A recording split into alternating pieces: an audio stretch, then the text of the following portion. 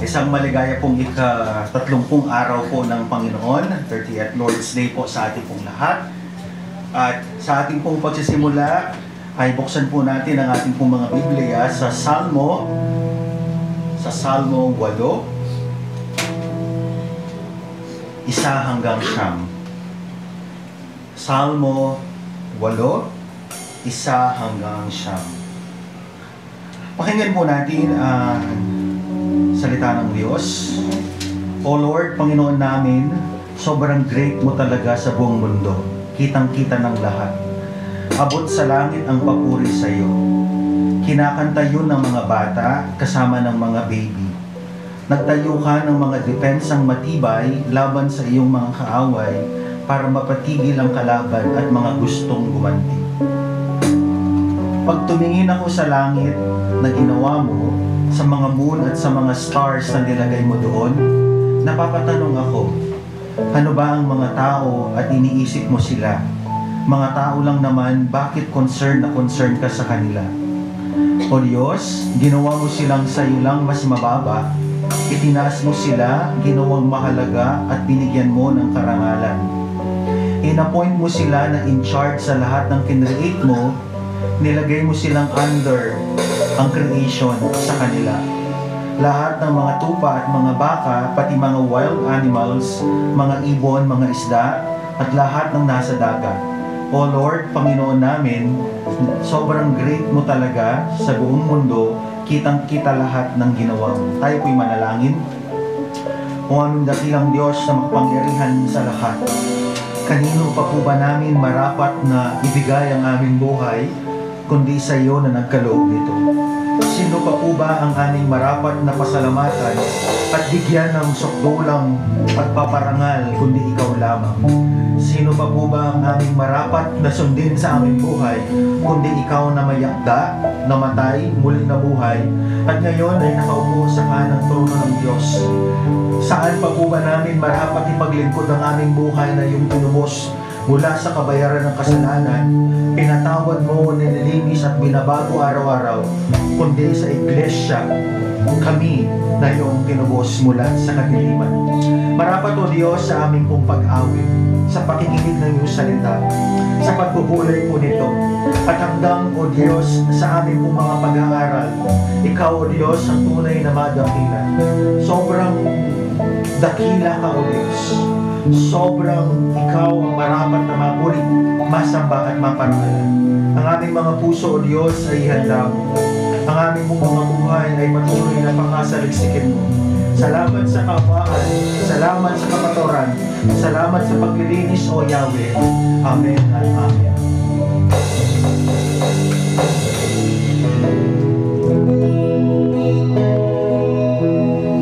Ayan, good morning po muli sa bawat isa. Pwede po natin silang kabayan ng ating mga nasa tabi.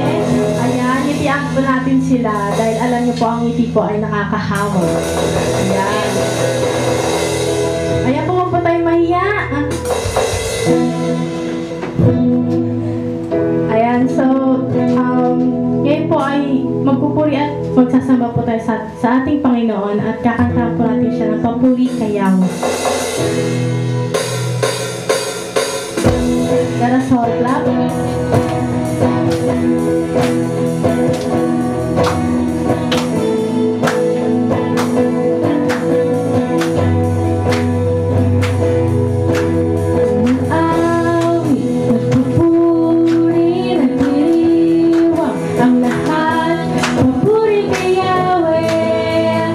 Yahweh, Yahweh,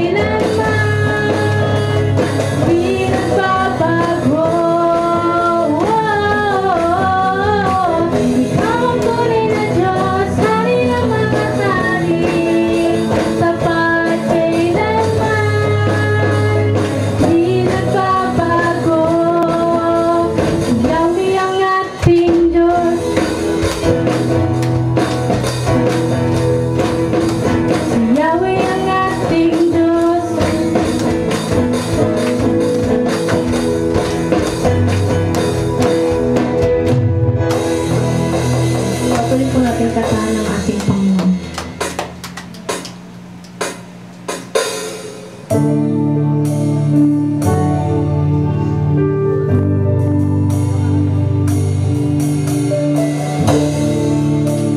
tayong matatagpuan ng ating Panginoon.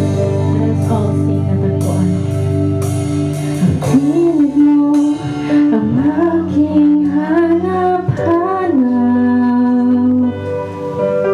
Sa gitna ng bawat takot at paghihirap,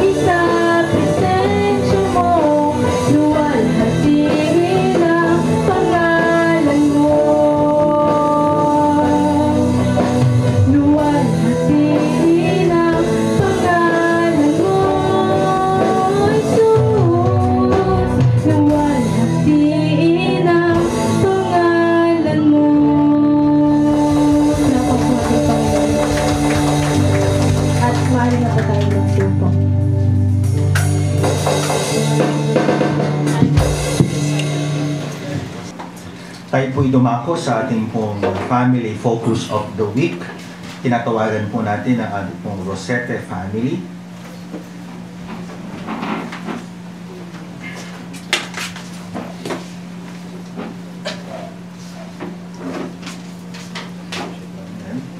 Sa mga hindi pa po nakakaalam, sila po ay mag-ina. Kung sakaling hindi pa po nyo alam, amen. Po. Ituon po natin ang ating mga kamay sa ating pong Nanay Salve at ang ating kabataan, si Rihanna. Ikaw po ang nagbubuklod, O Diyos, sa isang pamilya, may yakda at may bigay ng buhay. Dalangin po namin patuloy, O Diyos, sa iglesia na ito, na hindi lamang po mga individual, subalit ang buong pamilya ay mga ligtas. At si Kristo Jesus ang maging tunay na Diyos at Panginoon ng kanilang buhay. At ang salita mo, O Diyos, ang kanila pong maging sentro. Kagaya ng nasusulat sa iyong salita, ito po ang maging realidad sa buhay ng aming kapatid na si Nanay Salve at si Sister Rihanna. Una, O Diyos, ang kaligtasan ng kanilang buong sambahayan. Dalangin po namin na ikaw lamang, Panginoong Hesus, ang makakapagbukas ng puso at isip ng kanila pong mga mahal sa buhay. Kagaya, O Diyos, ng kanilang pagdalo dito sa Filipino Christian Church Manila, gawin niyo po silang kasangkapan upang ang mabuting balita ng kaligtasan ay hindi lamang po marinig ng kanilang mga mahal sa buhay, kundi ang kanila pong buhay ay maging buhay na patotoo sa inyo pong ginagawa sa kanila. O Diyos, sa kanila pong pinagdaraanan, tunay nga po, Diyos, na ang iyong kabutihan, ang katapatan, at ang patuloy na kahabagan mo, Ama, ang patuloy na yumakap po sa kanila. Dalangin po namin na ang pagpapatibay ng kanila pong pananampalataya sa inyo pong lakas na kaloob, ang patuloy po nilang pakaniisin. Dalangin po namin na ang pag-aaral ni Sister Rihanna at ang patuloy, O Diyos, na paglilingkod na sa iglesia ay maging pong isang pagpapala at papuri para sa kanya po. Patuloy po, Diyos, na idako niyo po si Sister Rihanna sa isa pong pananampalataya na may pagsunod sa inyo. Ang kanya pong puso ay patuloy, Panginoon, na akayin po ninyo sa nag-iisang kasapatan po ninyo, Panginoong Kristo. At palayan niyo, O Diyos, ang pamilya pong ito. Pagpalain niyo rin, O Diyos, ang kanila pong mga ginagawa, the works of their hands, kanila pong trabaho. Ito po ang aming dalangin, O Diyos, at aming pong pinagkakatiwala ito sa inyo sa pangalan ni Kristo Jesus. Amen at Amen. Kaupo na po kayo. Amen. Mga kapatid, tayo pong lahat ay tumayo para po sa ating pong scripture reading. Buklatin po natin ang ating mga Biblia sa Efeso chapter 4, verse 11 to 13. At binigyan niya ang ilan ng kaloob upang maging mga apostol, ang iba na may mga propeta, ang iba evangelista at ang iba pastor at guro.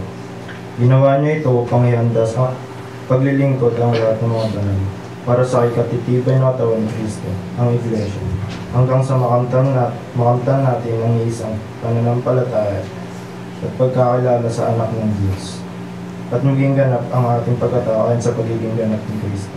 Pagpapala po sa pagkabasa at pagkarinig ng salita ng Diyos. Maaari na po tayo.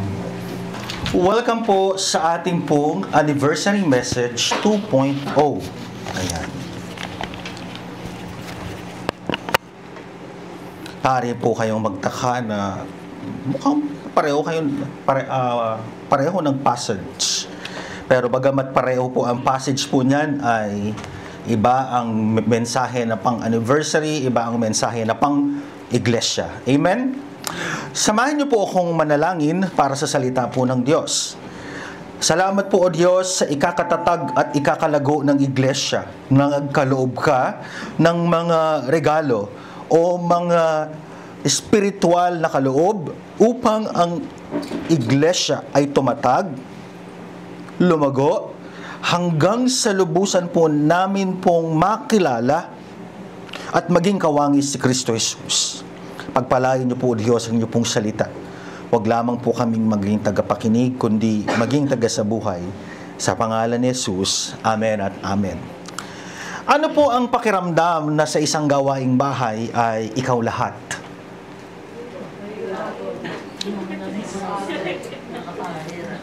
Nakakapagod. Pagod ka na ba? Kagaya po sa iglesia, na galing po sa ilustrasyon ng gawaing bahay, nakakapagod kapag ang gawaing bahay ay sa'yo lahat. Tama po ba? Lunes, tagalaba. Martes, tagawalis. Miyerkules, tagasabunot tuloy. Miyerkules po, tagahugas ng plato. Huwebes ay tagapagalit ng mga tagapagalit ng mga anak. Huwebes po tagaplancha, tagatupi. Nakakapagod. Amen. Sa ating pong iglesia, sa pagpapatuloy po ng ating pong series, ngayong pong ika-30 araw ng Panginoon, 30th Lord's Day, ika-4 na sanglinggo ng buwan po ng Hulyo, ang bilis. Amen. Lahati na tayo. Ay makikita po natin na God did not design the church for a one-man work. Tagalogin natin. Kailanman hindi po idinisenyo ng Diyos ang iglesia, tayo, na iisang tao lamang ang kumikilos. Period. Yun ang summary ng message. Pwede na tayo mag-closing prayer. That is the main idea. Therefore, nagbigay ang Diyos ng mga iba't ibang kaloob sa ikakatatag. Ano ibig sabihin ng ikakatatag? At ikakalago ng iglesia. Sino tong iglesia? Tayo mismo, the church. Ang FCC Manila ay bahagi o isang local congregation. Sabi mo po sa katabi mo, local congregation. Sa English, local church. Amen? Bahagi tayo ng universal church o pangkalahatang iglesia, the Holy Catholic Church. Hindi po ba sa mga Katoliko yun? Hindi. Ang Catholic, ibig sabihin universal. Sa Tagalog, pangkalahatan. Di po ba sa ating pong pagpapahayag ng ating panampalataya, kami ay sumasampalataya sa ano yung kadugtong?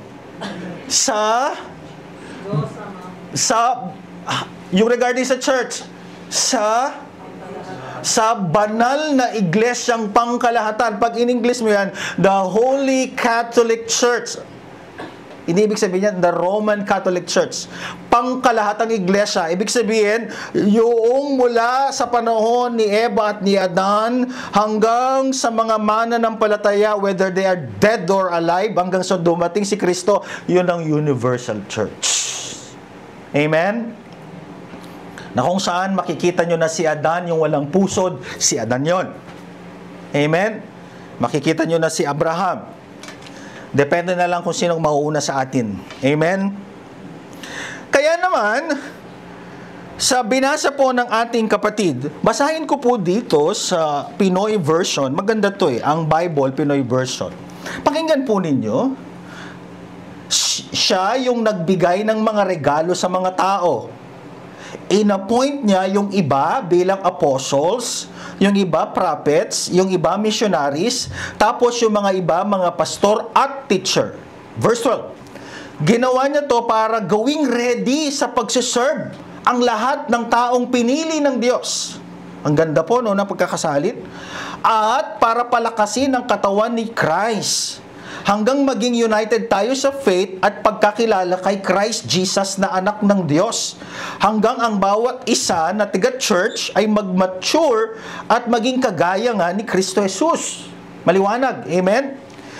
Last week, sinabi natin na wala tayong excuse para hindi mag-serve sa church. Ang last week, sabi ko nga, may mga nag-apply na ba sa ating finance? Tatanungin ko mamaya yung finance advisor natin. Tingnan natin kung effective yung ating message last week. May mga nag-apply na ba dyan sa media? Yung mga bakante natin sa FCC Manila. Mamaya, tatanungin ko yung media. Pagagawan ko ng 64 pages na ponente, kagaya sa Korte Suprema, na tingnan natin. Tapos sa finance, andito sa Elderby, pagagawan ko ng 100 pages na ponente na message. Mga kapatid, wala na po tayong excuse sa paglilingkod sa Diyos dahil number 1, sa sukdulang biyaya ni Kristo ay nagbigay siya ng mga regalo. Anong ginagawa mo sa regalo? Tinititigan mo lang, wow, ang ganda. O, anak, huwag niyong hawakan yan. Do not touch. Hindi.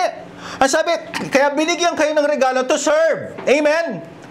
Kapag hindi ka nagsiserve sa church, ang sinasabi mo kay Christ Jesus, hindi ako saved. That's it. Yun lang, alam nyo po, isa sa mga pinaka na-appreciate ko sa Diyos, madaling kausap.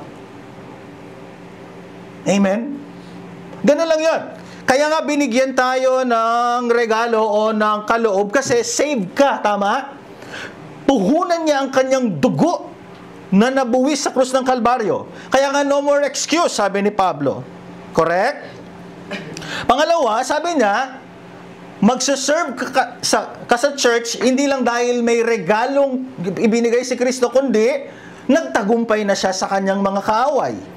Kamatayan, sitaning, at yung pagkaalipin natin sa kasalanan. Kaya may kapatawaran, may kaligtasan, may seguridad sa kaligtasan. Babalik siya ngayon. Meron tayong Ama, meron tayong Anak, at meron tayong Banal na Espiritu na tumatahan sa atin. Therefore, mga glingkod kayo, nagtagumpay na. Kaya, pag hindi ka nagsiserve sa church o wala kang ministry, ang sinasabi mo kay Kristo ay, Lord, hindi ka nagtagumpay. Ikaw ay naging talunan. Ganun lang po. Amen?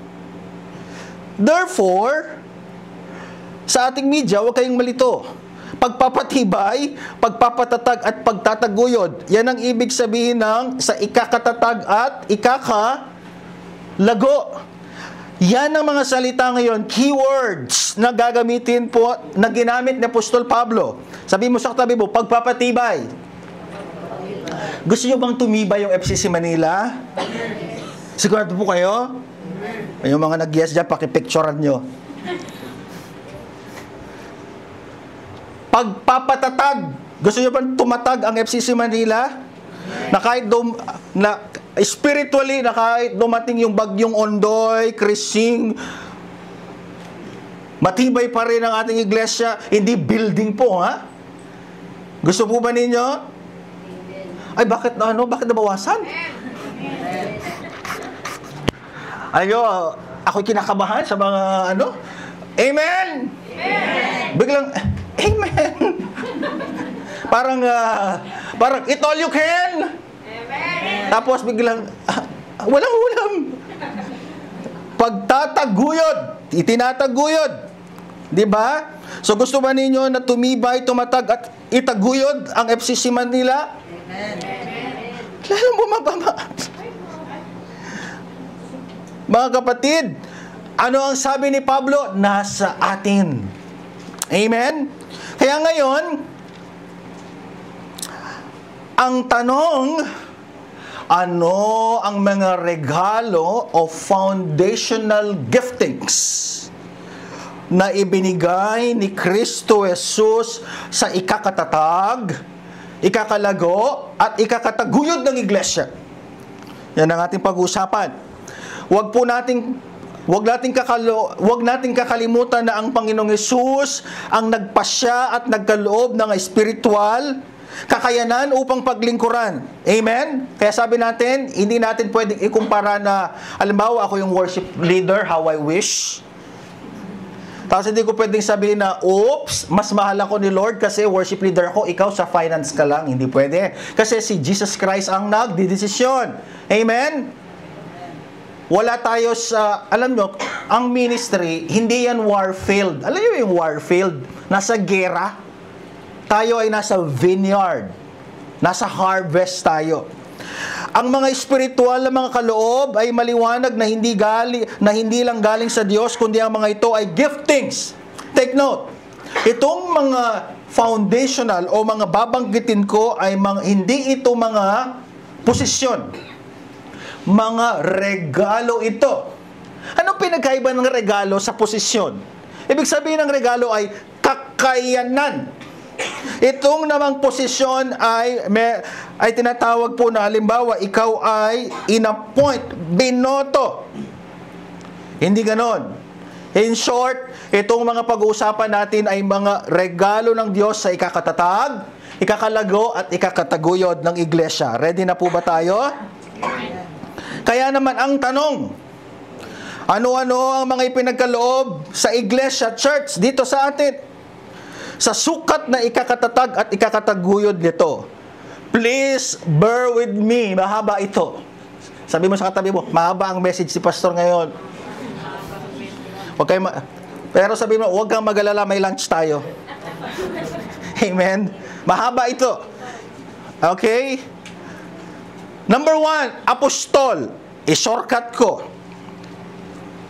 May 3 uri ng apostol sa Bible. Yung una, literal at physical nilang nakasama si Jesus. Amen? Pangalawa, direktang nagpakita si Kristo sa kanya. Si Apostol Pablo, saan nagpakita? Sa Acts chapter 9, papunta siya ng road of... Amen. Ako talaga, alam nyo, pag nakikita ko po si Sister Lorna dito sa FCC Manila, talagang ako'y galak na galak. Grabe, napaka-supportive. Amen. Na kahit magka-4th generation na yung mga pastor, napaka-supportive pa rin niya. Amen. So, ibig sabihin yan ay, pangatlo, ito yung pangatlong category dito sa Efeso 4:11. Wala sila sa number 1 category, wala sila sa number 2 category, number 3 category sila. Ano yon? Giftings o regalo na kaloob ng Diyos. Yung unang 2 kategory ay mga posisyon. Yung pangatlo ay gifting o regalo. Anong pangunahing tungkulin nitong mga apostol dito sa Efeso 4:11? Magtayo ng mga iglesia na kung saan ay wala pa. In short, church planter.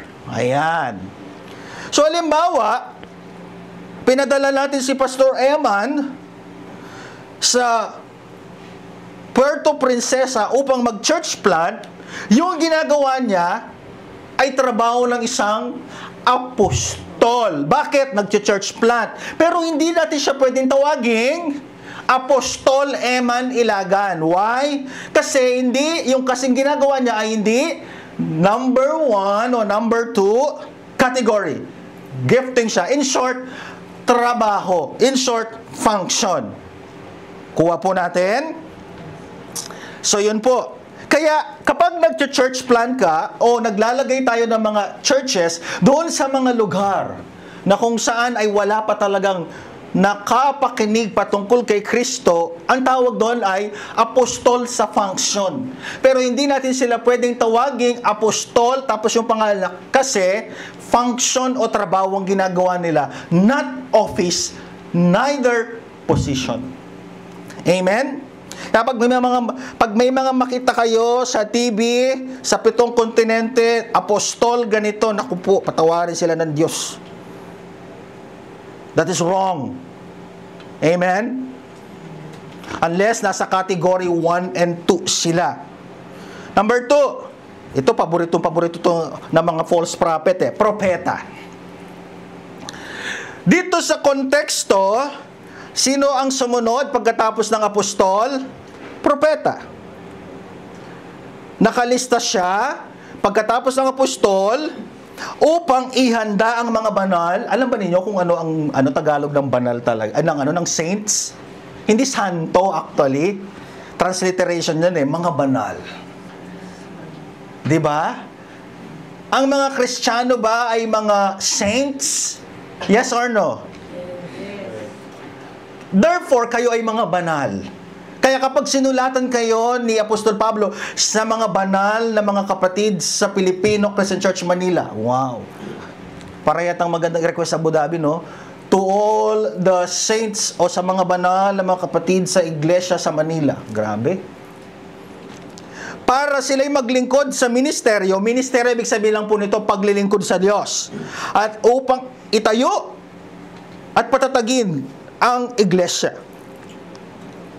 Ano ang pinakatrabaho nila? Ito na.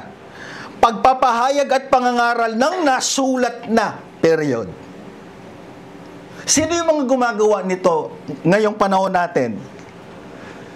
Kapag pala ikaw ay nagtuturo ng nakasulat na, ang tawag pala sa iyo, again, hindi posisyon, hindi office. Ang tawag pala sa iyo ay propeta sa function, not position. Halimbawa, si Elder Mark, mamaya sa men's ministry, palakasan, huwag kayong mag-absent kahit umuulan. Nag-share siya ng devotion niya na galing sa Bible. Yun ay trabaho ng isang propeta. Yung mga men's natin na nagli-lead ng family devotion sa inyo, nag-share ka sa mga anak mo. Jesus fed the 5,000 and explain mo, you are acting as a prophet. Again, hindi sa posisyon, kundi sa function. Alam mo, si Elder Alex, nililid niya yung 3 pamilya. 3 na to, Garcia, Marquez, Bernabe. Nilid niya sa family devotion. Elder Alex is functioning as a prophet dahil pagpapahayag at pangangaral ng nakasulat na. Amen? Pero hindi sila pwedeng tawaging Prophet Alex, Prophet Mark, Prophetess Jai. Hindi. Dahil hindi sila office, kundi paglilingkod. Amen? Therefore, kung napansin nyo, ang isang nagpapahayag ng salita ng Diyos, nagtuturo lang siya kung ano ang nakasulat. Amen? Written revelation. Wala na pong bagong kapahayagan na hinihintay na tayo. Kaya nga namatay na yung uling propeta eh. Amen? Ano na lang ang hinihintay nating mga mananampalataya? The second coming of Christ. Mayroon pa ba tayong hinihintay na bagong tagapagligtas? Wala. Meron pa ba tayong bagong hinihintay na sugo? Wala. Bisugo, meron. Amen? Maliwanag po. Nililiwanag natin to para hindi kayo malito at maligaw. Number 3, ebanghelista. Sabihin mo po sa katabi mo, ebanghelista. Hindi po ito si Hart. Amen? Na paghahalata ang mga panahon. Hindi po ito si Hart. Ano naman yung evangelist? Apostol, propeta, at ebanghelista. Yung ebanghelista, sila yung nagpapatuloy sa ginagawa ng apostol at propeta. Okay?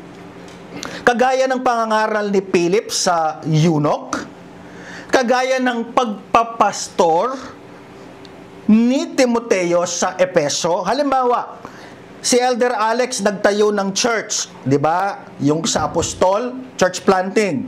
Walang magpapastor doon.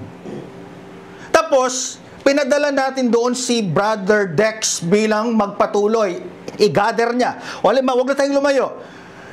Yung sa Mindoro, yung magpapatuloy sa gawain.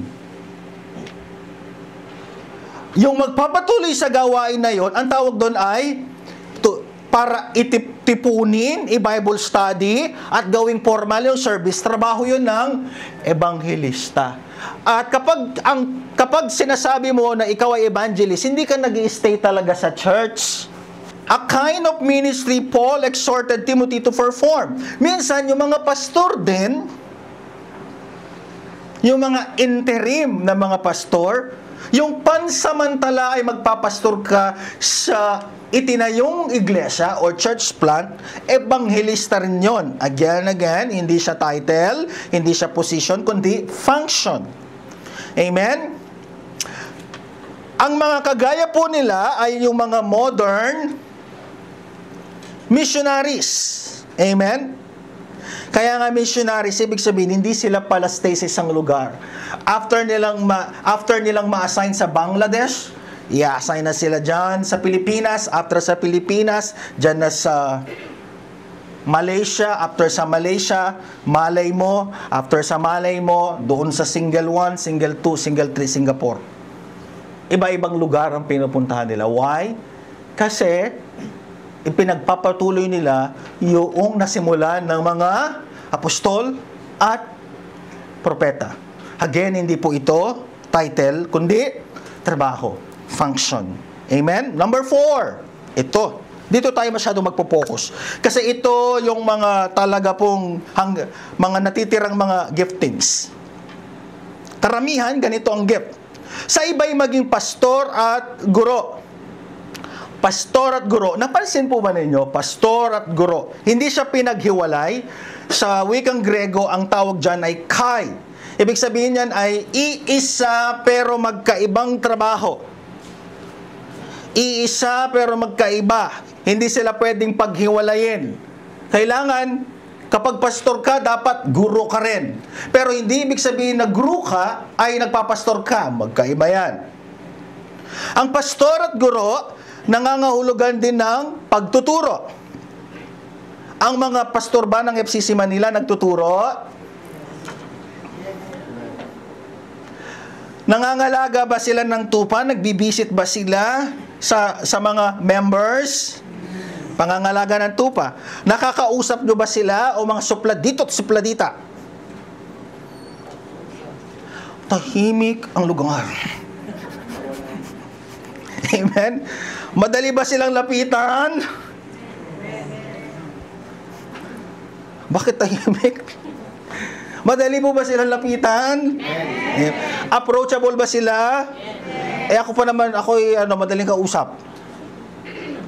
Subalit, hindi lahat ng guro ay pastor. Subalit kapag pastor ka, gifting, ibig sabihin ikaw ay guro din. Preaching and teaching. Amen? Kaya minsan, may mga tinatawag na guro na nagme-major ng Christian education kasi hindi nila gift ang pastoring. Amen? Hindi ako naniniwala na kung gusto mong tumanda ang mukha mo, magpastor ka. Amen? Amen ba, Pastor Eman? Amen. Tumanda po ba ang mukha ko sa FCC Manila? Diba? Wala pong kapangyarihan ng retinol yan. Amen? Kapag maalaga ang church sa pastor, bumabata yan. Correct? Next. Ang pastor nangangalaga ng tupa. Alam ninyo, bakit ang dami-daming inimbento ngayon? Kailangan dito sa church, nanganganak tayo mula sa mga bata hanggang sa mga kabataan natin. We should pray for our next generation. Amen? Amen. Na makita nila yung pagpapastor bilang noble desire. Yun ang ginamit ni Pablo sa qualification. Ano ba ibig sabihin ng noble desire? Isang nakakatuwa at isang kamangha-mangha na pagnanais na paglingkuran ng iglesia. Amen? Sa mga young people natin ngayon, mayroon bang gusto magpastor? If God is leading you, why not? Pero depende yan kung paano nila nakikita sa atin, kung paano nila alagaan ang mga pastor. Amen? Alam ba ninyo kung bakit po maraming ayaw magpastor yung kanilang mga anak? Kasi naman yung iglesia, kulang na lang hindi ipako si pastor at barilin sa bagong bayan. Really? Gustong-gusto ko yung naririnig ko, bakit ka magpapastor? Dahil anak siya ng pastor. Kasi po, nakita ko yung pong kagandahan ng pagpapastor sa kabila ng mga problema. Amen? Amen. Hindi yung Ayaw kong magpastor. Kasi, grabe yung church. Kulang na lang yung tatay ko at nanay ko, gawin nilang katulong. Gawin nilang muchacha. Kapag may tulo ang bubong, tatay ko. Kapag may sira ang tubo doon sa bahay nila, tatay kong pastor. Kulang na lang, hindi naluto siyang maglabay. Totoo po yan, yung mga kapatid, yung mga pastor sa probinsya, na yung mga love gift nila ay per Sunday kalabasa. Ilan silang magkakapatid? 8. Paano naman kayo mabubuhay doon? Really?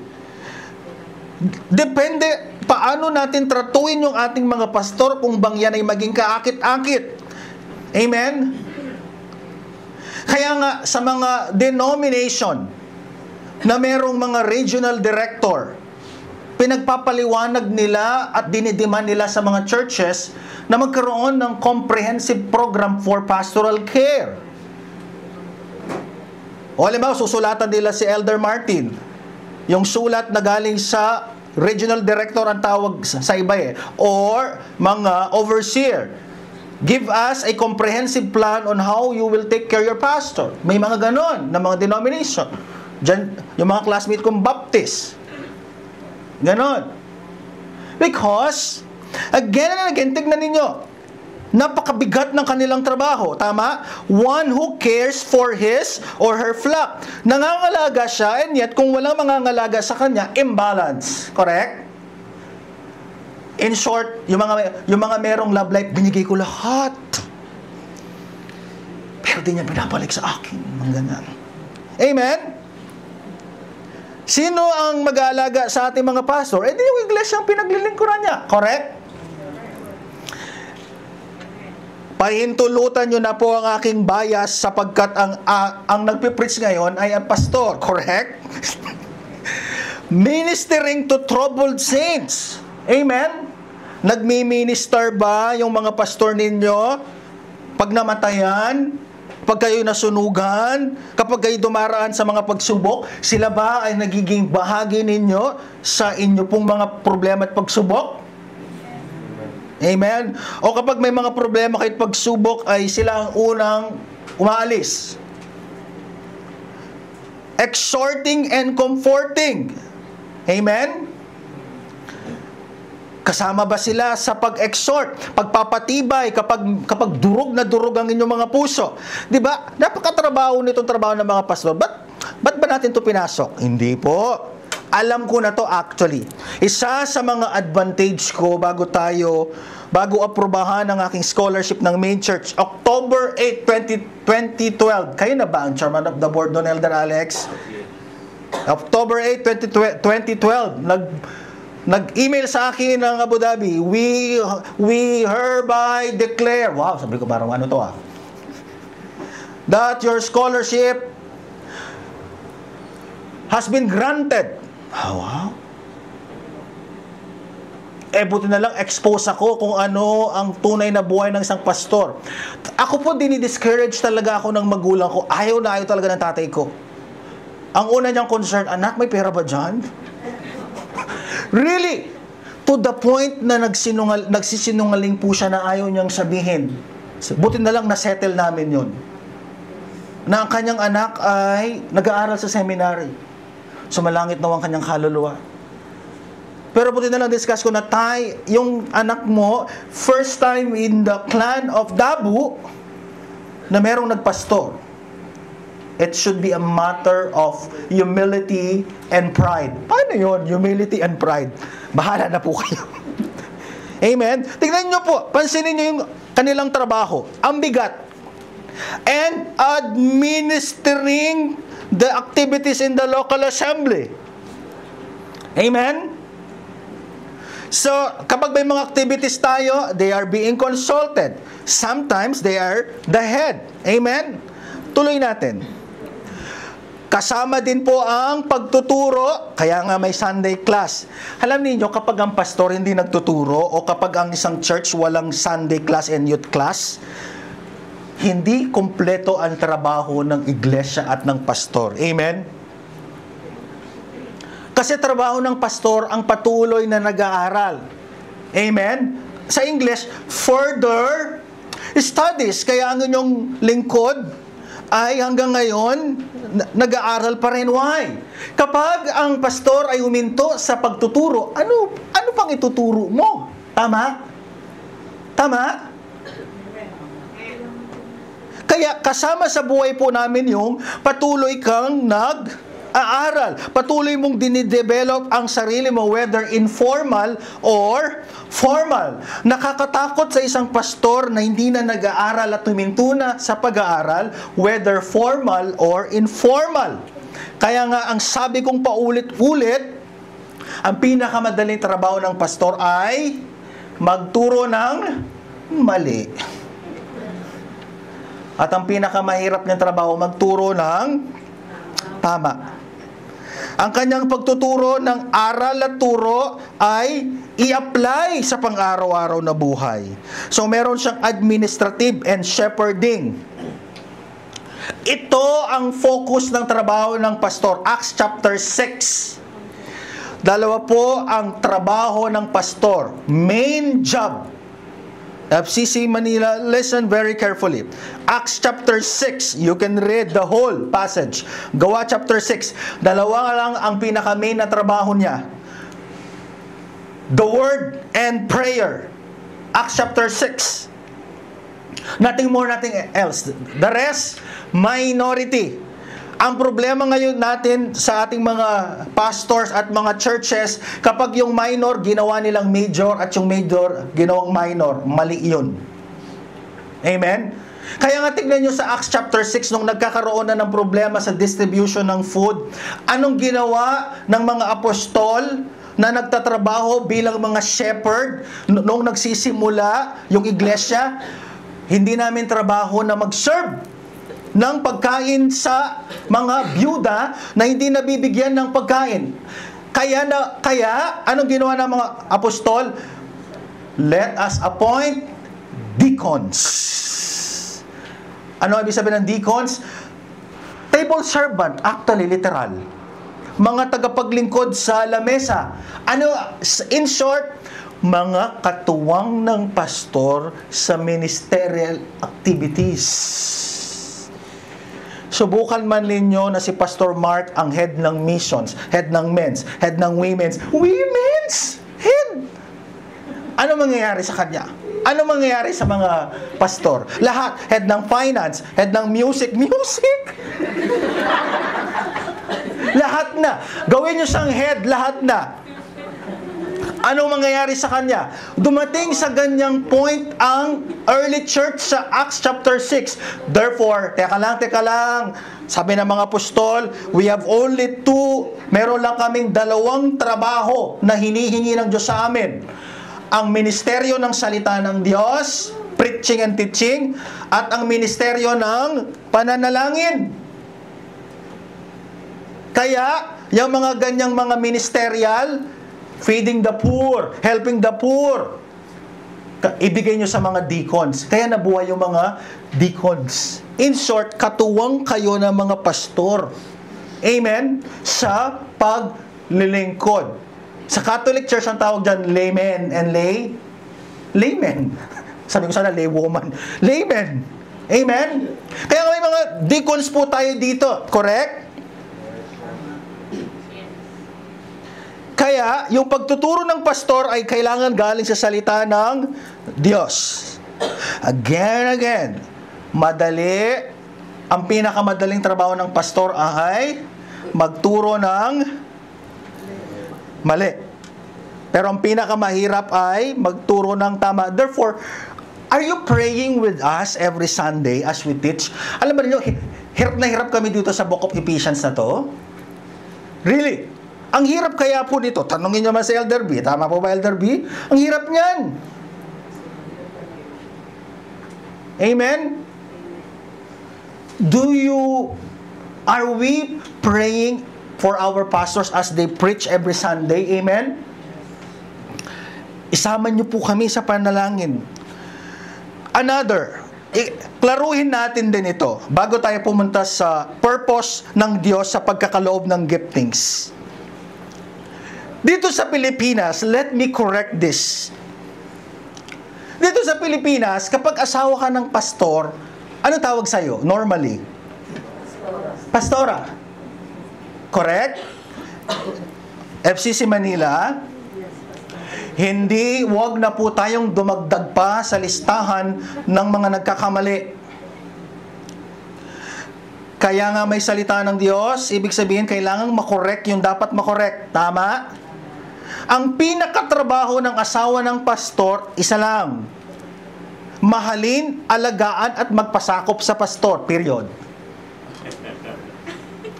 Hindi ibig sabihin na asawa ka ng pastor, meron tayong direct and indirect expectation na kailangan kung si pastor 1 billion % ang paglilingkod sa church, kailangan sinasabayan niya. No.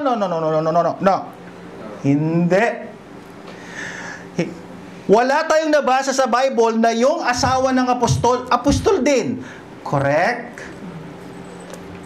Wala tayong nabasa sa Bible na yung asawa ni Propeta Isaiah, propeta din. Correct? Na yung missionary, yung asawa niya, sometimes, pero automatically, missionary din. Therefore, andito na Sister Ana, ako bilang pastor, never ever ko siyang i-expect na dapat kung ito yung ginagawa ni Pastor Eman, package deal. Magpakapagod ka dyan. Magpakapawis ka dyan. No! Hayaan natin siya. Ang tamang tanong ay, saan mo gustong maglingkod? Period. Hindi yung lahat paglingkuran mo. Mali. Correct? Amen? Tahimik. Amen. Therefore, kaya nga, nung napunta ako sa Filipino-Chinese Church, isa lang ang sinabi sa akin. Kasi yung asawa ng pastor nandun sa harap. Pastor Mark, ang trabaho lang po ng pastor namin dito ay alagaan, mahalin, at magpasakop sa pastor, period. Pero hindi po namin siya ini-expect. Take note the word. Hindi namin siya oobligahin, ini-expect, o imamando. Take note the words na maglingkod sa church. Kung bibigyan man po namin siya ng paglilingkod sa church, minor, not major. Why?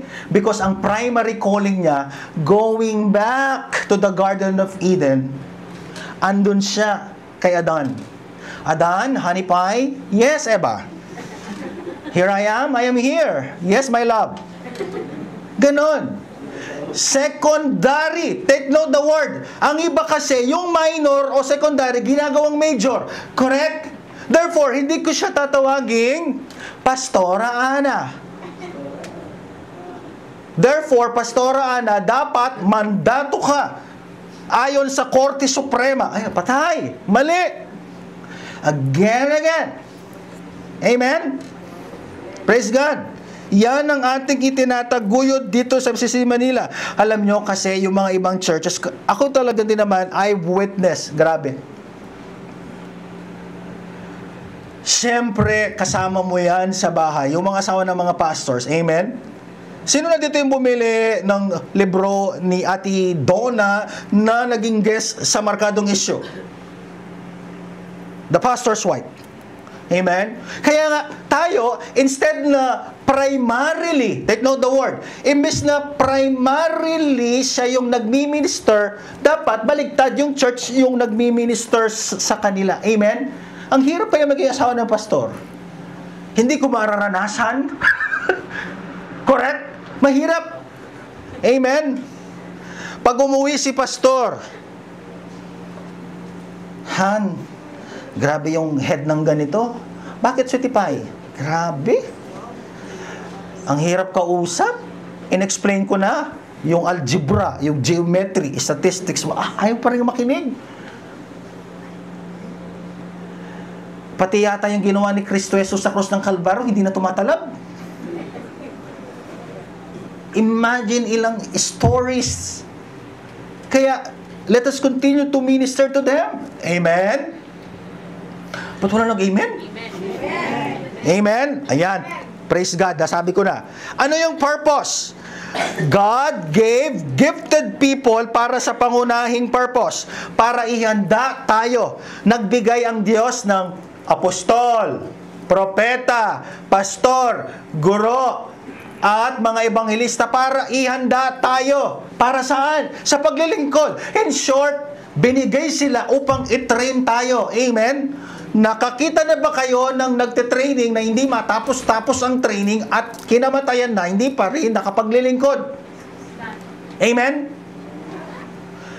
Kaya nga may mga training dito para ihanda kayo or i-prepare.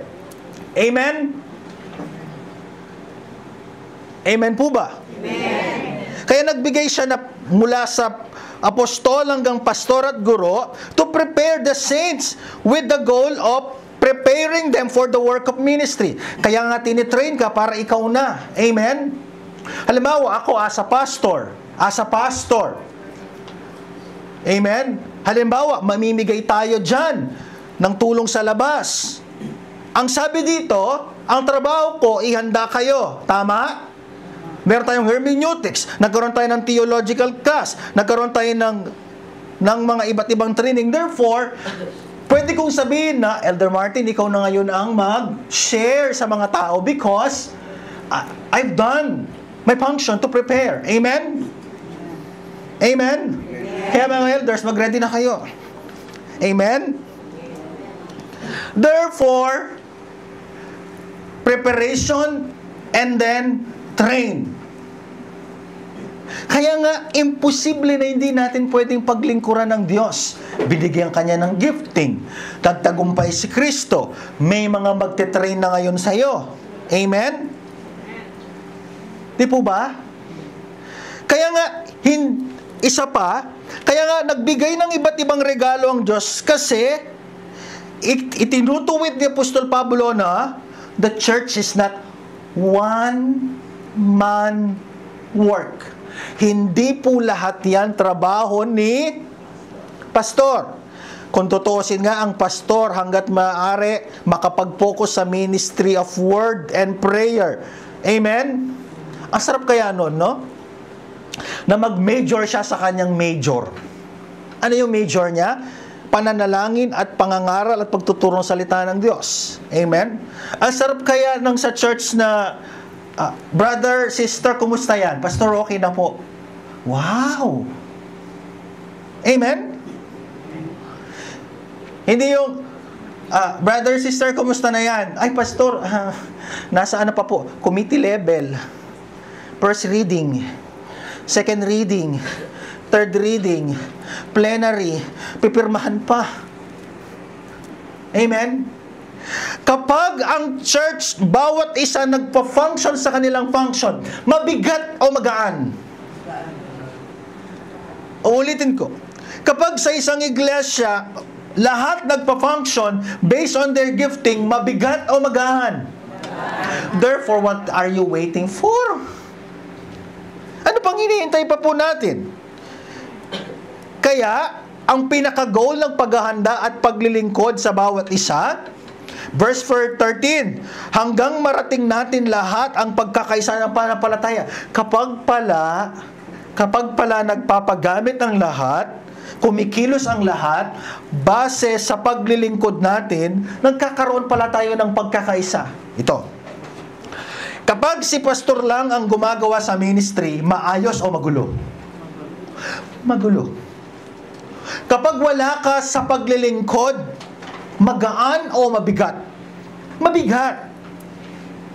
Kaya, kapag lahat ay kikilos, tignan ninyo, hanggang sa makarating verse 13 sa pagkakaisa ng pananampalataya, unity of faith. Amen?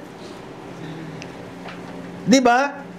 Ang tawag nga dyan sa economics, workforce. At ang lubos na pagkakilala sa anak ng Diyos. Kaya nga pala may pangangaral at pagtuturo kasi nais ni Kristo na kaya pala naglagay siya ng mga mula apostol, pastor at guro upang hihanda tayo, hindi lang pala tayo magkaisa sa pananampalataya, maglingkod, kundi lubusang makilala si Kristo. Amen? Kapag ang kapatid mo sa Panginoon naglilingkod, sino nakikita mo? Kaninong kabutihan, katapatan, kaluwalhatian yung nakikita mo? Ang sinasabi ba natin, praise me o praise the Lord? Hallelujah by me or hallelujah? Amen? Kung nais nating makarinig ng mga paglalim ng pananampalataya, alam nyo, ito, napakalaking kabalintunaan po nito.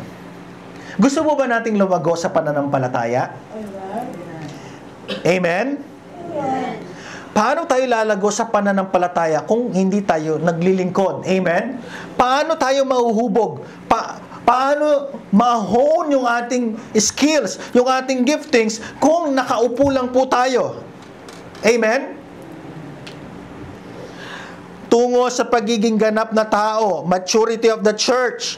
Therefore, ang ikakalago at ikakamature ng bawat isa ay sa kanyang paglilingkod sa iglesia. Amen? Paano natin ma-apply yung fruit of the Holy Spirit? Dito mismo sa loob ng church. Amen? Alam ba ninyo kung saan kung gusto niyo talagang ma-exercise ang fruit of the Holy Spirit? Maglingkod sa church, correct? Gusto mong mahubog ang iyong patience? Diyan sa kids ministry. Tama? Kasi patience ang puhunan mo sa mga bata. Tama? Walang puwang sa kids ministry ang hindi pasensyoso at pasensyosa. Tama? Hindi ko ma-imagine kapag nasa kids ministry ka, ikaw ang boto ko. Diba? Tapos tinaas mo pa yung tenga. Naku po, magdedemanda talaga tayo. Di ba? Kaya, kung ang bawat paglilingkod natin, dito natin maano yung ating pag-mature kay Lord. Amen? Hindi darating sa punto yung mga pastor natin kung hindi po kami nagpagamit sa Diyos. Amen? Kung hindi kami nagpahubog sa Diyos. Therefore, non-negotiable ang paglilingkod sa ministry. Correct? Hanggang taglayin natin ang lubos na kabuuan ni Kristo. Hindi tayo magiging perfect kagaya ni Kristo, magiging kawangis tayo ni Kristo kasi si Kristo naglingkod din. Marcos 10:45. Pag pala naglilingkod tayo, whether you are in the ushering, whether in the finance, sa pastoring, teaching, o kung ano paman, nagiging kawangis pala tayo ni Kristo. Nagiging kamukha pala tayo ni Kristo kasi naglingkod din si Kristo. Nagbata rin si Kristo. Nagsakripisyo din si Kristo. Nagmahal din si Kristo. Lahat ng yan, hindi mo lang magagawa outside. Primarily speaking, here, inside. Sinong kausap ni Apostol Pablo? Tayong iglesia. Amen? Tayong iglesia. Application. 10-12. Patapos na po tayo. Pasok pa po tayo sa oras. Number 1, be involved. Maging involved tayo dahil bahagi tayo ng katawan ni Kristo. Amen? Ang katawan, kapag merong hindi nagpa-function dyan, ano mangyayari? Subukan man ninyo yung liver nyo, pancreas at puso, wala ng function. Ano mangyayari? Ano mangyayari din sa church kapag ang ating iglesia may mga hindi nagpa-function based on their gifting? Sayang. Sayang. Amen? Sayang. Ilabas na ninyo yung mga ano nyo. Amen? Sayang. Number 2, be intentionally involved. Huwag ka lang basta naman mag-involve. Huwag ka lang basta maglingkod sa iglesia. Be intentional. Kailangan may pagmamahal. Amen? Ay, sige na nga. Mali. Kailangan merong puso. May pagkukusa. Amen? Alam nyo, ang kinagandaan, kailangan tayong dumating sa point na hindi na tayo kailangan pang sabihan para kumilos. Amen? Na kapag tinanong ko yung mga head ng mga ministry, mula sa ushering hanggang sa finance. Kumusta yung si sister na ganito? Ang sasabihin ng inyong mga head, wow, praise God. Hindi niya sinabi na, Pastor, napakabuti ng Panginoon. Siya po ang papel de liha ng aking buhay. Alam mo na yung papel de liha? Binigay talaga siya ni Lord sa akin sa ministry nito kasi gagamitin pala siya ni Lord para yung lahat ng gift ng banal na spirito ma-exercise ko. Grabe, Pastor. Exercise ko yung patience sa Kanya. Exercise ko yung love sa Kanya. Amen? Sabi ko na, ang isasagot ko, congratulations, you are really destined. Amen? Kasi, diyan ka lalago. Amen? Be intentionally involved. Huwag lang po tayong basta-basta mag-involve. Alam po ninyo, naglilingkod na lang tayo sa iglesia. Bakit hindi pa natin pakamahalin ang ating paglilingkod? Amen? Nang hinayang ba si Kristo nung iniligtas Kanya? Ikinahiya ba ni Kristo noong iniligtas Kanya? Ikinahiya ba ni Kristo na ibayubay ang Kanyang hubad na katawan upang iligtas Kanya? Hindi. Ikinararangal Niya. Nagbigay siya ng papuri pagsamba sa Diyos. Therefore, isang malaking karangalan ang naglilingkod dito sa FCC Manila. Amen? Kaya nga sabi ko sa board, paggawa na tayo ng t-shirt. Amen? Diba? FCC Manila. Building up the body for Christ. Ayun. Kids Ministry. Nakakatuwa ng mga kapatid natin. Amen? Number 3, work hard. Kailangan nating protektahan yung pagkakaisa ng iglesia. Amen? Kailangan natin protektahan ang paglilingkod sa Diyos. May mga maling turo, which is verse 13, next week, na kailangan po natin.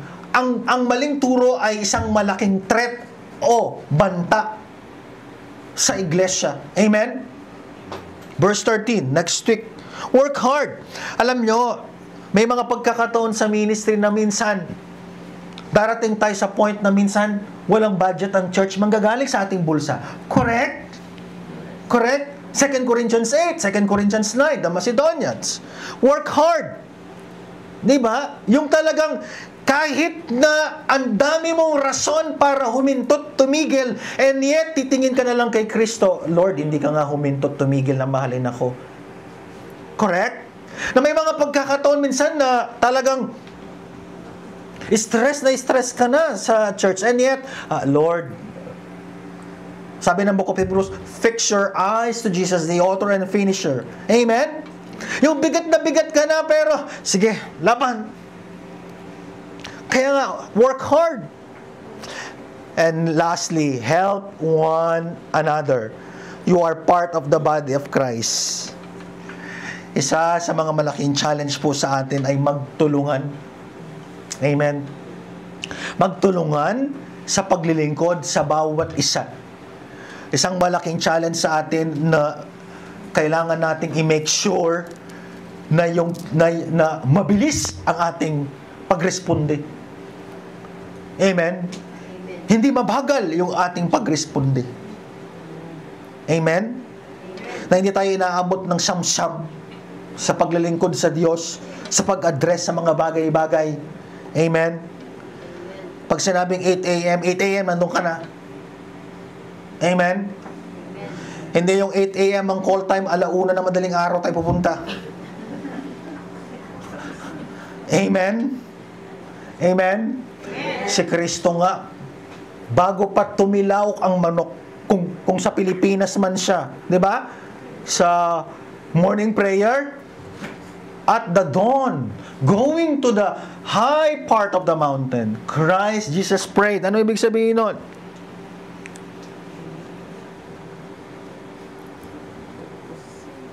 Siya ay mabilis. Hindi nangihinayang. Never ever nating panghinangayan yung ating paglilingkod. Amen? Yung sinabi ni Pablo sa 2 Korinto 11 ay 2 Corinthians 15:58 na hindi nasasayang yung ating mga paglilingkod. Alam ba ninyo yon? Ang konteksto nun ay sa paglilingkod mo kay Kristo. Spiritual gifts yun, ha? Hindi yun encouragement sa mga may challenges. In short, sa kabila ng mga kabigatan,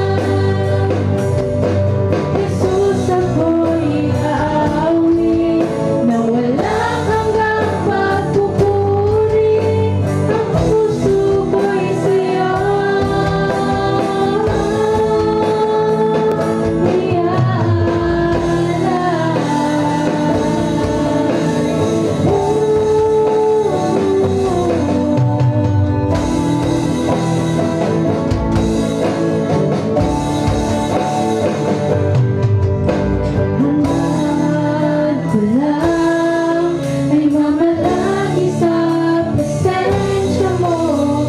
Natagpuan, ako'y binago ng pag-ibig mo. Hangad ko lang ay mamalagi sa presensya mo. Luwalhatiin ang pangalan mo. Hangad ko lang ay mamalagi sa presensya mo. Natagpuan, ako'y binago ng pag-ibig mo. Hangad ko lang ay mamalagi sa presensya mo. Luwalhatiin ang pangalan mo. Ako'y natagpuan ng iyong pag-ibig na dakila. Doon sa krus ako'y iyong pinalaya. Jesus, ako'y aawit na walang hanggang pagpupuri. Ang puso ko'y sa'yo. Natagpuan ng iyong pag-ibig na dakila. Doon sa krus ako'y iyong pinalaya. Jesus, ako'y aawit nang walang hanggang pagpupuri. Ang puso ko'y sa'yo.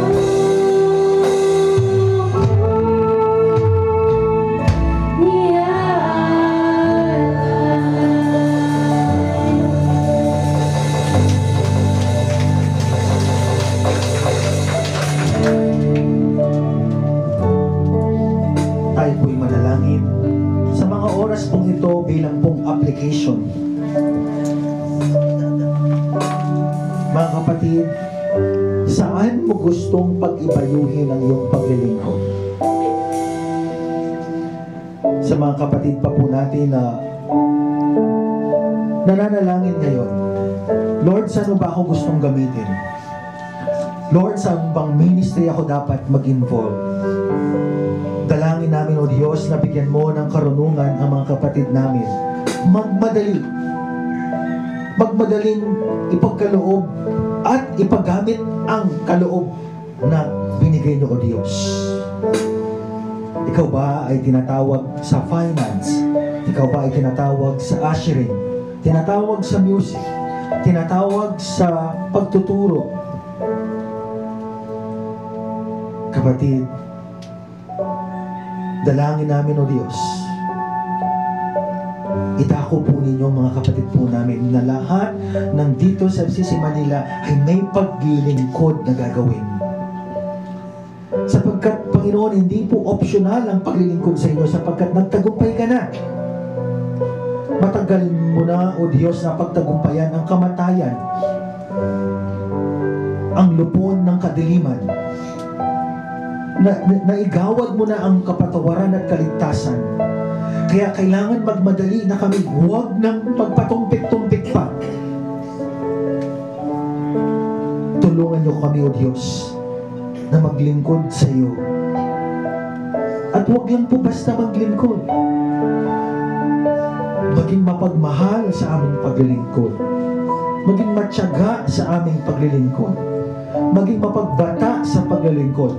Subalit habang kami ay nagbabata, nagtitiis, nandun pa rin yung aming joy sa paglilingkod. Nandun pa rin yung pagtutulungan po namin, Ama, sa paglilingkod. Na may mga kapatid kami na nabibigat ang lubha.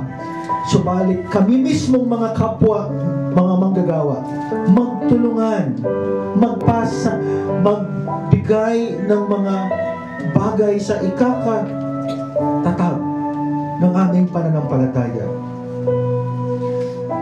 Sabi nga po ni Pablo sa Galatia 6, na ang pagbabata ng bawat mananampalataya ay dalhin po namin, O Diyos. At FCC Manila ay hindi lamang po, Ama, maging lugar ng paglilingkod, hindi lamang lahat ng mga members namin ay maglingkod, hindi lamang lahat ng members namin ay magmadaling maglingkod, magmadaling mag-inquire, kundi magtulungan kami sa pagtataguyod at sa paglago ng iglesia ito. Sapagkat ito ang layunin mo, Lord. This is the purpose of this church, lokal na iglesia na bahagi ng Universal Church, banal na iglesia ang pangkalahatan. Hindi ka nagtagumpay, hindi ka naggawad ng kaligtasan upang kami ay manatili lamang sa pakikinig, kundi maging masigasig, matyaga, at magtulong-tulong sa ikakalago at ikatatag ng bawat isa. Sa pangalan ni Jesus, Ama, patakan niyo po ang panalangin pong ito. At ang aming mga puso ay mabasag at mabuo sa paglilingkod sa iyo. Sa pangalan ni Kristo Jesus. Amen at amen. Manatili po tayong nakatayo para po sa ating pong pagpapahayag ng ating pananampalataya. Sumasampalataya ako sa Diyos amang makapangyarihan sa lahat, na lumalang ng langit at ng lupa, at kay Jesucristo na buktong na anak niya at ating Panginoon. Siyang ipinaglihi sa pamamagitan ng Espiritu Santo at ipinanganak ni Birheng Maria, nagdusa sa ilalim ng paglilitis ni Poncio Pilato, ipinako sa krus na matay at inilibing. Sa ikatlong araw siya ay nabuhay na muli mula sa mga patay, umakyat siya sa langit at naluklok sa kanan ng Diyos amang makapangyarihan sa lahat. Mula roon siya ay paparito upang hukuman ng mga buhay at mga patay. Sumasampalataya ako sa Espiritu Santo. Sumasampalataya ako sa banal na iglesyang pangkalahatan, sa kapulungan ng mga banal, sa kapatawaran ng mga kasalanan, sa muling pagkabuhay ng katawan, at sa buhay na walang hanggan. Amen. Makakapo na po tayo. Good morning po. Are we blessed? Amen po. Hayaan niyo pong ibahagi ko po sa atin ang isang maikling exhortation po natin para po sa ating pagbibigay. I-ready na po natin yung ating pong mga kaloob sa ating Panginoon. Sana po kahapon pa lang, kagabi pa lang ay naka-ready na po, no? Talagang excited po tayo magbigay sa Panginoon. Amen po ba? Sino po dito excited magbigay sa Panginoon? Amen. Alam niyo po, makwento ko lang, usapang generous giving. Talaga pong sa mga kakilala po natin, di ba pag-iisipin ko po kayo ngayon, pag tinanong ko, sino yung pinakagalante mong kaibigan? May naisip na po kayo kagad? Parang hirap mamili ah. Pero pag sabi mo, sino pinakakuripot mong kaibigan? Di ba po parang, alam mo na agad eh. Meron ka po agad nasa isip mo eh, di ba? Pagka ano, alam niyo po may isang lalaki, itong lalaking to, inatake po sa puso. Inatake siya sa puso. E di, yung mga kamag-anakan niya po, dinala siya sa ospital. Habang nasa ospital po siya, namatay po yung tito niya. Yung tito niya yun, nag-iwan sa kanya ng 1 milyon. Ngayon, yung mga kamag-anakan niya, sabi, paano natin sasabihin dito na ano, may 1 milyon siya, baka takihin ulit ito sa puso. Sabi ng mga kamag-anak niya. Tinawag ngayon si pastor. Tinawag po si pastor, di pumunta sa ospital si pastor. Sabi ni pastor, paano kaya sasabihin sa kapatid kong to na ano, nagkaroon siya ng 1 milyon nang hindi siya atakihin ulit sa puso. Ngayon, tinanong po ng pastor, sabi ng pastor dun sa lalaki, anong gagawin mo kung yung 1 milyon, kung ikaw ay bigyan ng 1 milyon ngayon? Sumagot yung lalaki, ang sabi niya, ibibigay ko po yung kalahati sa church. Grabe! So, sobrang grabe po. Alam niyo po kung sinong inatake sa puso? Pastor. Yung pastor. Inatake po sa sobrang generous po nung lalaki. Alam niyo po sa Bible, ang sabi po, ay ibigay po natin yung ikapu. Pag sinabi pong ikapu, yung 10%. Pero kapag ka alam mo yung work ng ating Panginoong Hesus, higit pa din yung ibibigay mo. Amen po ba? Kung mahal mo ang Panginoon, higit pa din yung ibibigay mo. Amen po? At sabi po sa unang Juan 3:16, ganito po sinasabi, dito natin nalalaman ang pag-ibig, inialay ni Kristo ang kanyang buhay para sa atin. Kaya't dapat din nating ialay ang ating buhay para sa mga kapatid. Kapag nakita ng isang may kaya sa buhay ang kanyang kapatid na nangangailangan at pinagkaitan niya ito ng tulong, masasabi bang siya'y umiibig sa Diyos? Mga anak, huwag tayong magmahal sa pamamagitan ng salita lamang, kundi patunayan natin ito sa pamamagitan ng gawa. Mga kapatid, pagpapakita po ng ating pagmamahal at yung ating generous heart, yung ating pong pagbibigay sa Panginoon. Kaya po, tayo po ay magbigay. Inaanyahan ko po yung mga ushers po natin. Let us give to the Lord.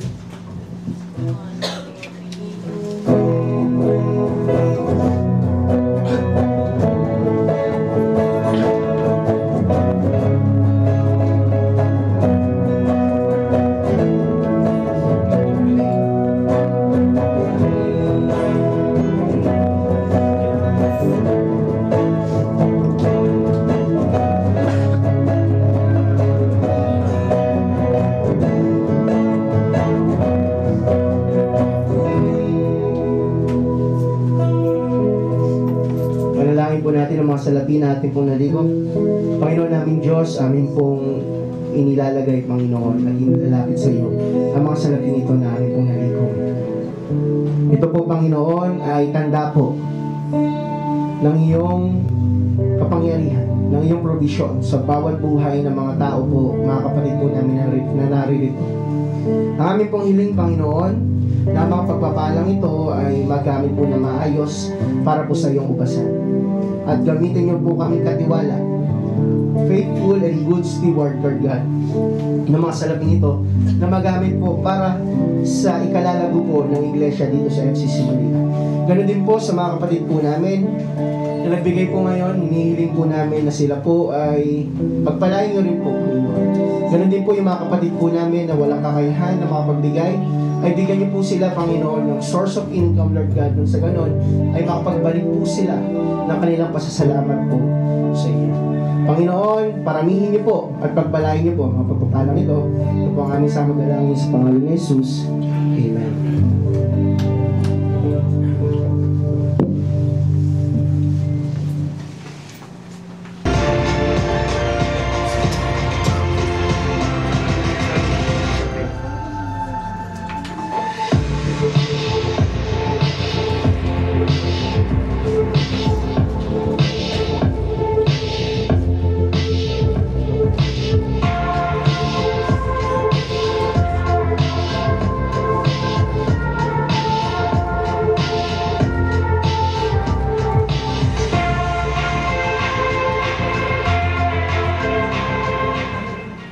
Magandang umaga mga kapatid.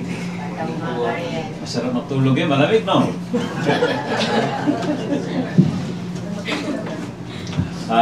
Okay. Meron tayong mga bagong bisita. Meron tayong bagong first time visitors.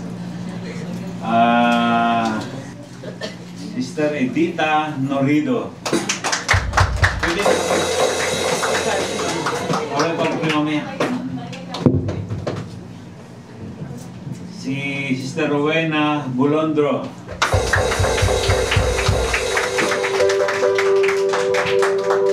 Meron pa ba? First time? Okay. Para may pag-pray po tayo ni Pastor. Yung may birthday, tawagin din natin dito sa lumahan. Ayan. Si Engineer Tonton. At saka si Tita Michelle. O, katang mo natin dito.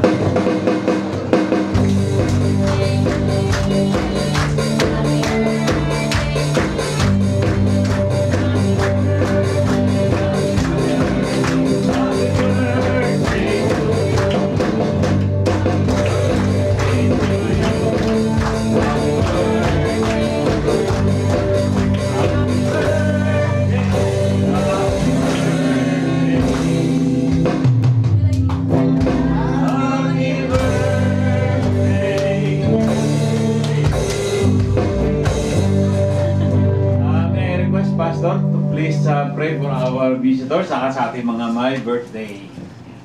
Let us pray. Ito po natin ating mga kamay. Panginoon, Ikaw ang mayakda ng buhay. Ikaw ang nagkakaloob ng aming hininga at sadyang pahiram lamang po ito. Dalangin po namin, O Diyos, sa aming pong mga kapatid na first-time visitors. Hindi lamang po ito ang huli bagkus. Patuloy na pong tawagin sila, O Diyos, sa mensahe at kaligtasan, Panginoon. O Panginoong Jesucristo at Banal na Espiritu, tunay ang kanilang pong mga puso ay hindi lamang po mapukaw, hindi lamang po makapakinig, kundi ang kaligtasan po ay dumating sa kanila pong sambahayan. Ingatan niyo po sila at sa kanila pong patuloy na pagpapatuloy sa kanila pong buhay sa kabila, Panginoon, ng kanilang punos na naranasan. Dalangin ko, O Diyos, na pakaingatan niyo po sila. Sa amin po mga kapatid na may kaarawan, si Nanay Michelle at po si Brother Tonton.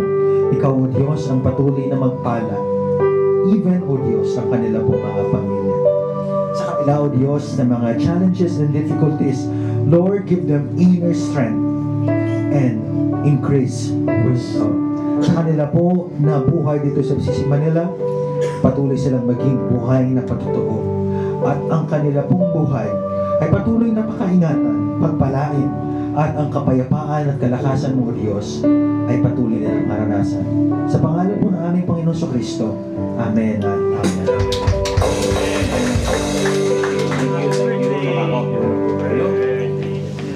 Okay. Meron po tayong anniversary highlight mamaya-maya. Okay. Pero papasalamat po tayo doon sa ating anniversary. Very successful po yun.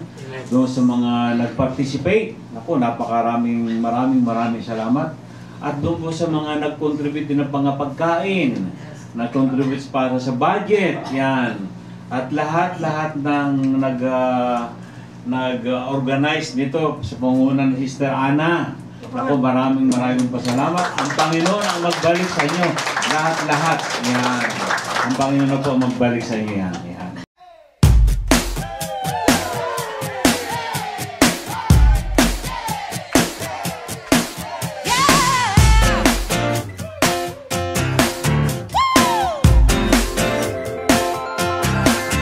There's a light that shines with hope and grace, fills the sky with new mercy each day. We're alive. Let your glory pour out, Jesus. And there's a joy that overwhelms our souls, 'cause we know our God is in control. Overflow. Let your favor pour out, Jesus.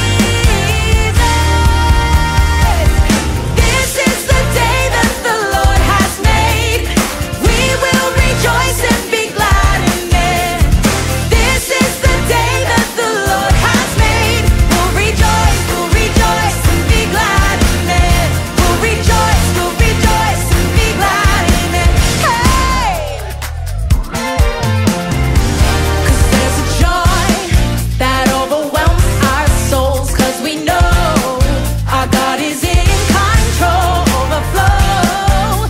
Let your favor pour out, Jesus. Jesus. This is the day that the Lord has made. Rejoice and be glad in it. This is the day that the Lord has made. Kapag kabilang, welcome sa building up the body. Kapag disconnected, magmadali, may time pa. Huwag manghinayang. Leave behind what happened yesterday. Leave behind.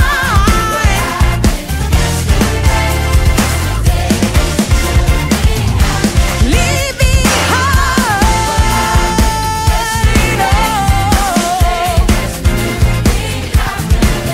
Leave behind what happened yesterday.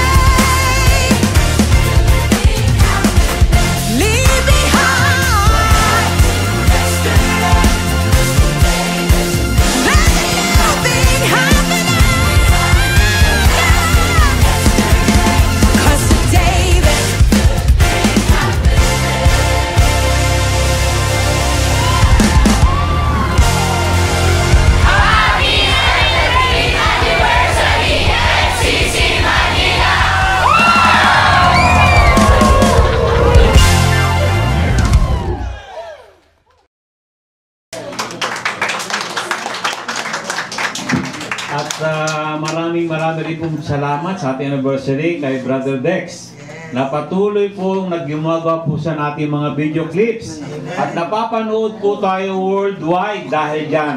Yan.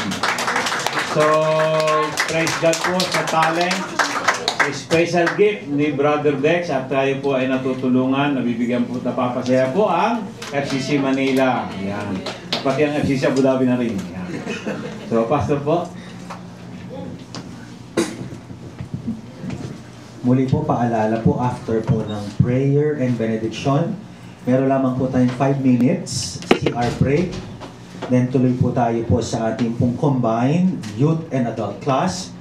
At exactly 11:30 matatapos po tayo, lunchtime onwards. Okay?